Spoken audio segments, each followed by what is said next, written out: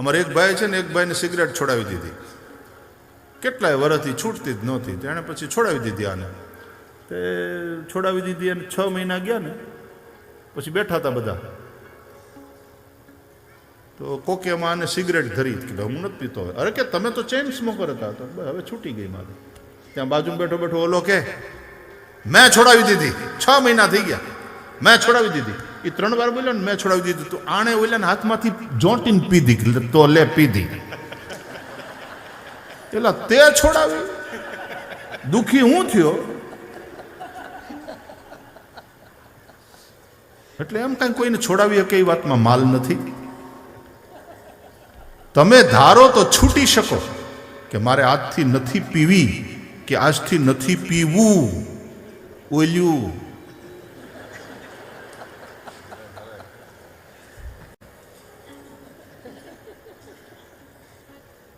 આપણા લોક સાહિત્યકારો કે એક જણાને બહુ શરદી થઈ હતી, તો ઓલો પીવાવાળો હતો ને ત્યાં જઈને એને કે લે આ થોડી બ્રાન્ડી પી લે, સારું રહે. તો ઓલો કે આનાથી શરદી વહી જાય? કે મારી 200 વીઘા જમીન વહી ગઈ, તારી શરદી નહીં જાય? આનાથી તો સારું સારું વહી જાય કે મારી બૈરી 5 વર્ષ પછી વહી ગઈ પિયર, 200 વીઘા જમીન વહી ગઈ. અરે કે સારું સારું વહ્યું જાય, પી પી. શરદી કઈ વિસાત? તમને કોઈ છોડાવી શકે વાતમાં માલ નહીં. तुम तुम्हारे राजा हो, तुम अपने सम्राट हो. ये सुनने के बाद यदि तुमको लगे कि ना अमुक चीजें छोड़ने लायक है, तो तुम मालिक हो, छोड़ दो. तुम्हारे लिए अच्छा है, तुम्हारे लिए अच्छा है. स्वार्थी तो बनो यार, परमार्थी न सही, स्वार्थी तो बनो. अपने स्वार्थ की तो सोचो, तुम्हारे परिवार की सोचो, तुम्हारे बच्चों की सोचो, तुम्हारे अपने स्वास्थ्य की सोचो. थोड़े स्वार्थी तो बनो यार, परमार्थी न सही. अब जब तुम शुद्ध हवा फेफड़ों में भर सकते हो, फिर ये धुआं पीना बड़ा बेवकूफी पूर्ण मालूम पड़ता है. અને આમે આ મોટરું નાના અંતે ધુમાડા ઓછા છે, મિલોના ભૂંગળા ને એના ધુમાડા, પોલ્યુશન ઓછું છે કે વધારાના સીધા આવડું આ ચૂહો છો. કોઈ કે બહુ સરસ કહ્યું કે બીડીને એક છેડે અગ્નિ હોય છે અને બીજે છેડે બેવકૂફ. સમજાય? સમજાય?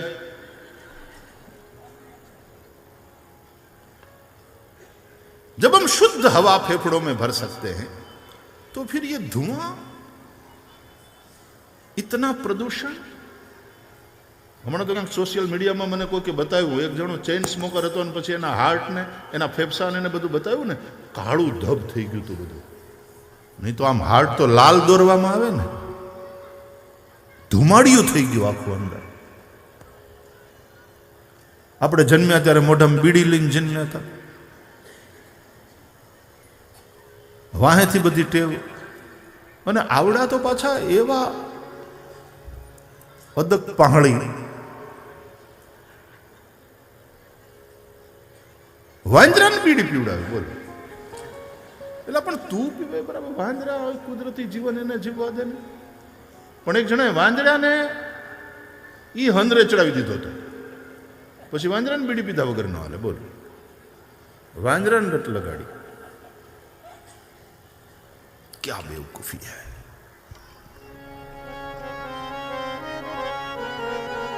આપણે આ બાજુ આમ ખેડા બાજુ બધે જાય ને એટલે ત્યાં તમાકુના વાવેતર બહુ, અને તમાકુના ખેતર લાગે રૂપાળા. હા બહુ. પાછા ડોંગરે બાપા યાદ આવે. ડોંગરે બાપા કહેતા કે તમાકુના ખેતર હોય બહુ રૂપાળા, પણ એને વાડ હોતી નથી. કારણ કે વાડ કરવાની જરૂર નથી રહેતી. કેમ? ગધેડાઈ નથી ખાતા.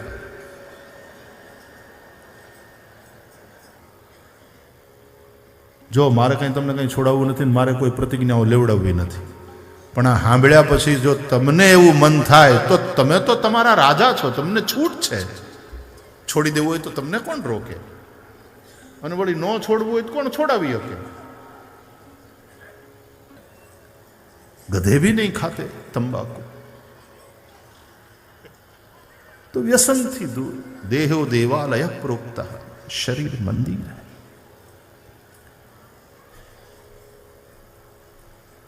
તો ઈશ્વરને માનીને ચાલે, સ્વીકારીને ચાલે, એમાં પણ અલગ અલગ પ્રકાર છે. એક ઈશ્વરને નિર્ગુણ નિરાકાર માને, બીજા સગુણ નિરાકાર અને ત્રીજા સગુણ સાકાર. ભાગવતના અનુસાર કહીએ તો ઉતરતા ક્રમમાં 3 શબ્દ છે: બ્રહ્મ, ઈશ્વર, ભગવાન. વદંતિ તત્ત્વવિદસ્તત્વમ યજ્ઞાનમ અદ્વયમ બ્રહ્મેતિ પરમાત્મેતિ ભગવાન ઇતિ શબ્દ્યતે. આજની આખી કથા આટલા જ શ્લોક ઉપર ગઈ. ભાગવત શરૂઆતમાં પૂરું થઈ જતું હતું, પણ હવે પૂરું થાય વાતમાં માલ નથી. આ કથા, આ સાગરને કેમ ઉલેચી શકાય? તુલસીદાસજીએ કેવું પડ્યું: ચરિત સિંધુ ગિરજા રમન બેદન પાવહી પાર, બરને તુલસીદાસ કિમી અતિમતિ મંદ ગંવાર. ચરિત સિંધુ ગિરજા રમન. ગિરજા રમન ભગવાન શંકરનું ચરિત્ર સિંધુ સમાન છે. समुद्र की स्याही करूं कलम करूं वन राय, पृथ्वी का कागज करूं कलम करूं वन राय, समुद्र की स्याही करूं तो हरिगुण लिखा न जाए. असित गिरि समं स्यात् कज्जलम सिंधु पात्रे सुर तरुवर शाखा लेखिनी पत्र मुर्वी लिखती यदि गृहीत्वा शारदा सर्वकालम तदपि तव गुणानाम ईश पारम न याति. हरि अनंत हरि कथा अनंत. मारा ठाकुरजीना गुणो अनंत છે. આમ નિર્ગુણ છે, પણ જ્યારે ગુણની હારે એનો સંબંધ તો અનંત ગુણ ગણ નિલય.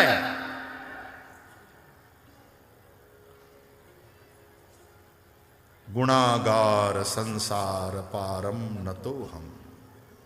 गुणागार है, अनंत गुण गण निलय है, भंडार. ક્યાં સુધી એના ગુણ ગાઈએ? પણ તોય હું કામ 4-4 કલાક ગાઈએ છીએ? નનકડું છોકરું હોય ને, પછી એને તમે પૂછો કે તારા પપ્પા કેવડા, તારા પપ્પા કેવડા મોટા, તો એવું કે ખબર, इत्ते बले. कितने बड़े हैं तेरे पापा? इत्ते बले. अच्छा बेटा ये बताओ, आसमान कितना बड़ा है? इत्ता बला. ऐसे बोले, हाथ फैलाता. आसमान कितना बड़ा है? इत्ता बला. तेरे पापा कितने बड़े? इत्ते बले. इत्ते बले. એમ આપણે બાળકની જેમ નિર્દોષ ભાવે ભક્તિ પ્રેમથી લઈને આપણે આપણા બાપની વાત કરીએ તો એ બાળક નનકડું પોતે અને ઇત્તે બલે કે તો એના હાથ ક્યાં પોગે? એમ આપણે 4-4 કલાક બોલીએ અને 8-8 દી બોલીએ તો એ કેટલું બોલીએ? ઇત્તે બલે ये चेष्टा है ये. પણ આમ इत्ता बला आसमान, बच्चा बोले आसमान को कोई नाप सकता है?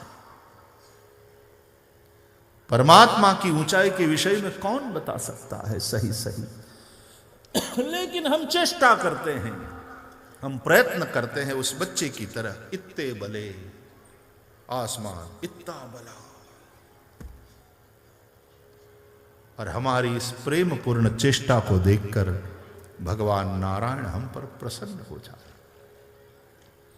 अच्छा बेटे बताओ तो, पापा कितने बले? इत्ते बले. આટલું સાંભળે ને ત્યાં તો પાપા એકદમ ઝૂકી અને બાળકને ઉપાડી લે, હૃદય સરસો ચાંપીને બકિયા ભરી ભરીને નવડાવી દે. એમ આપણો એ બાપ ખાલી આટલા આપણા ભાવને જોશે ને તો આપણને ભેટી પડશે અને આપણને વાલથી નવડાવશે. બાકી તો હરિ અનંત હરિ કથા અનંતા, કહી સુનહી બહુ વિધિ સબ સંતા. તો ખાલી આટલા જ શ્લોકના ઉપર ચર્ચા થઈ, નહીં પૂરી નથી થઈ હજી. કારણ કે ઓલા 4 પુરુષાર્થની જે વાત છે, ધર્મ ક્યાપ વર્ગ્યસ્ય નાર્થોર્થાયોપકલ્પતે, નાર્થસ્ય ધર્મૈકાંતસ્ય કામો લાભાય હિ સ્મૃતઃ, કામસ્ય નેન્દ્રિય પ્રીતિ લાભો જીવેત યાવતા, જીવસ્ય તત્વ જિજ્ઞાસા, નાર્થો યશ્ચેહ કર્મભિ. આ શ્લોક ઉપર તો બોલાણું જ નથી હજી. શરૂમાં આપણી કથા થતી હતી ને ગોવિંદભાઈ સુરતમાં, ત્યારે ભાગવત પૂરું થઈ જતું હતું. હવે આટલા વર્ષ પછી મને એમ લાગે કે ભાગવત તાકાત નથી ભાઈ આપણી. ભાગવતના મંદિરમાં પ્રવેશ નથી થયો, હજી તો ભાગવતના મંદિરના પગથી આમ કરીએ છીએ, હજી જરાય આવડ્યું નથી, હજી ઘણું બધું શીખવાનું બાકી છે. એવો અદ્ભુત ગ્રંથ છે.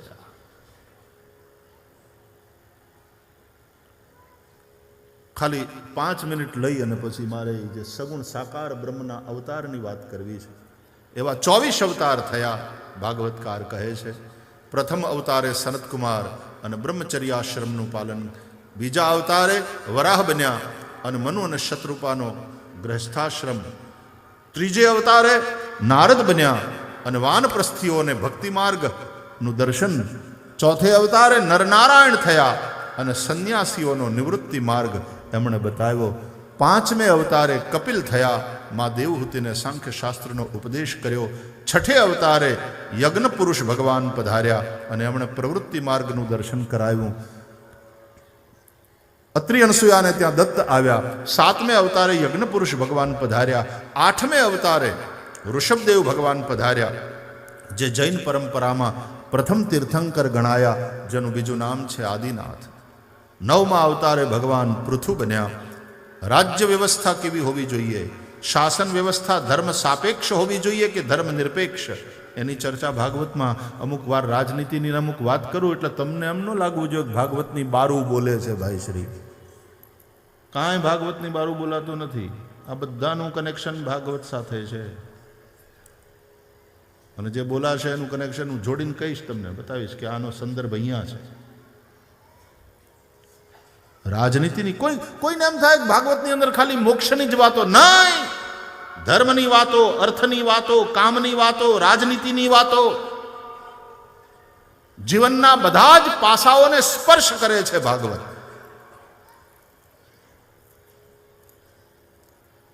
તો પૃથુ ભગવાને શાસન વ્યવસ્થા કેવી હોવી જોઈએ એ બતાવ્યું, એ સમજાવ્યું. 10મા અવતારે ભગવાન મત્સ્ય નારાયણ, 11મો અવતાર એટલે કૂર્મ અવતાર, 12મો અવતાર ધન્વંતરીનો, 13મા અવતારે ભગવાન મોહિની બન્યા, દેવોને અમૃત પાયું દૈત્યોને છેતરીને. 14દશમ નારસિંહમ, 14મા અવતારે ભગવાન નરસિંહ બની થાંભલો ફાડીને પ્રગટ થયા પ્રહલાદની રક્ષા માટે. હિરણ્યકશિપુને માર્યો, એ થાંભલો ફાડીને પ્રગટ થયા. એનો મતલબ હિરણ્યકશિપુને થાંભલો જડ દેખાતો હતો, પ્રહલાદને એની અંદર પણ પોતાનું પરમ ચૈતન્ય પરમાત્માના દર્શન થતા હતા. અને ભગવાને થાંભલામાંથી પ્રગટ થઈ અને એમ બતાવ્યું કે હું ચેતનમાં જ છું એમ નહીં, જડમાં પણ હું છું. જડ ચેતન બધા રૂપે હું જ છું. આ મારું જ વિવર્ત છે. આ બધા મારા જ સ્વરૂપો છે. જડ ચેતન જગ જીવ જત सकल राममय जानी, जिसको तुम जड़ कहते हो वो भी हकीकत में सोई हुई चेतना है. पुरुष एवेदम सर्वम, वेद कहते हैं. 15દશમ વામનકમ, 15મા અવતારે ભગવાન વામન બનીને પધાર્યા. બલિરાજાને ત્યાં યજ્ઞમાં જઈ 3 પગ પૃથ્વી માગી, 2 પગમાં બલિનું લઈ લીધું અને 3જા પગમાં બલિને લઈ લીધો. બલિનું લઈ લીધું તું, ઇન્દ્રને દઈ દીધું, અને બલિને લઈ લીધો અને પોતાની પાસે રાખ્યો. વામન ચરિત્ર છે. 16મા અવતારે અધર્મી શાસકોને દંડ દેવા માટે ભગવાનનો આવેશાવતાર પરશુરામ. સમયે સમયે બગડેલી રાજ્ય વ્યવસ્થાને લઈને સમાજના સજ્જનો અને સન્મતિવાળા લોકો જ્યારે ખીજાય અને એ બધાનો જે કલેક્ટિવ આક્રોશ ભેગો થાય એનું નામ પરશુરામ. પરશુરામ આવેશ અવતાર છે. આવેશ અમુક સમય માટે હોય પછી ઉતરી જાય, પણ વળી પાછું ટાણું થાય તો વળી પાછો આવેશ આવે. હવે તમે 1:30 વાગે જમ્યા હતા, ભૂખનો આવેશ, જમવા બેસી ગયા એટલે આટલા કલાક પછી 6 કલાક પછી નથી પાછો આવેશ થતો, પાછી લાગે જ ને ભૂખ, પાછી તરહ લાગે, પાછી ઊંઘ આવે.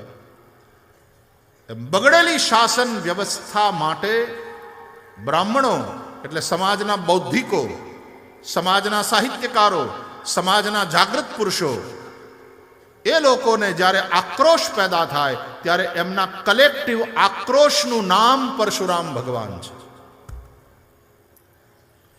અને એટલા માટે જ જે ચિરંજીવીઓ છે એમાં પરશુરામનું પણ નામ છે. અશ્વત્થામા, બલિ, વ્યાસ, હનુમાંશ્ચ, વિભીષણ, કૃપ, પરશુરામશ્ચ સપ્તૈતે ચિરજીવિનઃ. તો ઘણા લોકો એમ કહે અશ્વત્થામા હજી જીવે છે. હે, પછી આપણી માન્યતા ને શ્રદ્ધા કેવી? એ નર્મદાને કાંઠે આંટા મારે છે. ઘણા નર્મદા પરિક્રમા કરવા નીકળે, ઘણા જોયા છે માથે સગડી છે. હું કામ સગડી લઈને ફરતા છે ભાઈ? ઓલો મણી કાઢી લીધો ને. એ બધી આપણી જે માન્યતા હોય. બાકી અશ્વત્થામા એ ચિરંજીવી છે, એના અર્થો છે. વ્યાસને ચિરંજીવી કહ્યા, એના અર્થો છે. બલિને ચિરંજીવીમાં ગણ્યા, એના અર્થો છે. એમ બલિને શોધવા બીજી રીતે નહીં નીકળાય.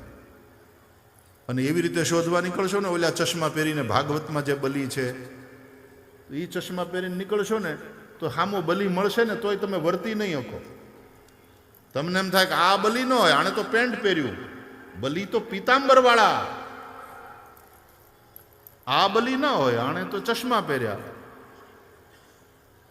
બલિની માથે મુગટ, એટલે ઓળખી નહીં શકો.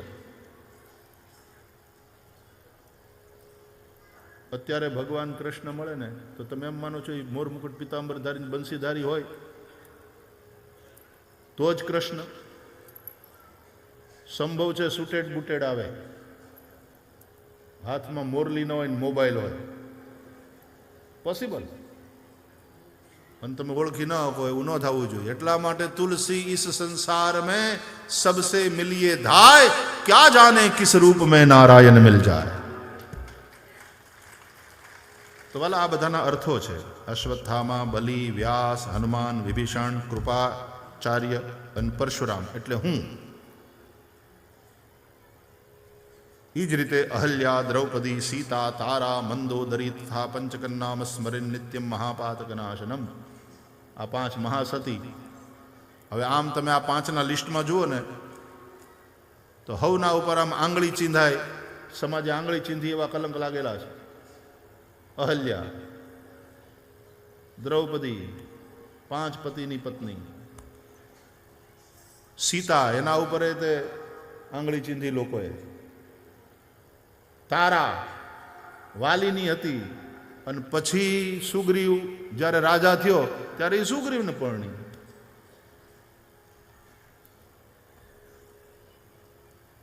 મંદોદરી રાક્ષસની પત્ની, રાક્ષસ રાજ રાવણની પત્ની.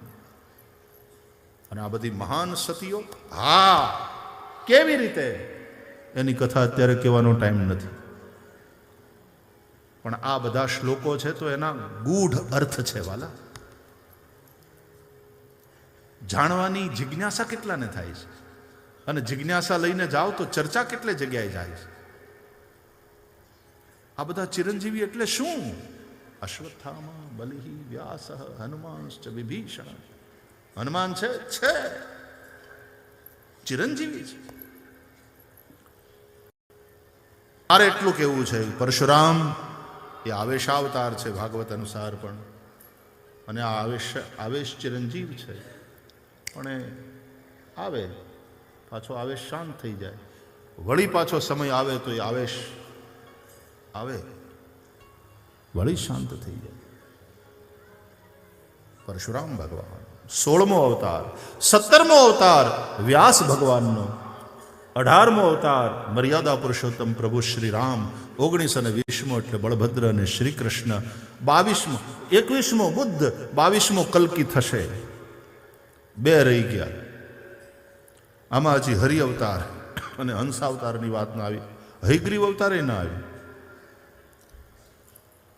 હરિ પણ બે ઘણા ઘણા મતે, એક જેણે ગજેન્દ્રનો ઉદ્ધાર કર્યો એ, અને બીજા હરિ જેણે મધુવનમાં ધ્રુવને દર્શન આપ્યું એ. આપણે ઘરે જે છબી છે ને, આજે દર્શન કરાવ્યા તમે, એ મધુવનમાં ધ્રુવની સામે પ્રગટ થયા એ હરિ. અને પછી ધ્રુવે સ્તુતિ કરી, યોંતઃ પ્રવિશ્ય મમ વાચમિમામ પ્રસુપ્તામ સંજીવયત્યખિલ શક્તિધરસ્વધામ્ના અન્યાંશ્ચ હસ્તચરણ શ્રવણત્વગાદીન પ્રાણાન નમો ભગવતે પુરુષાય તુભ્યમ.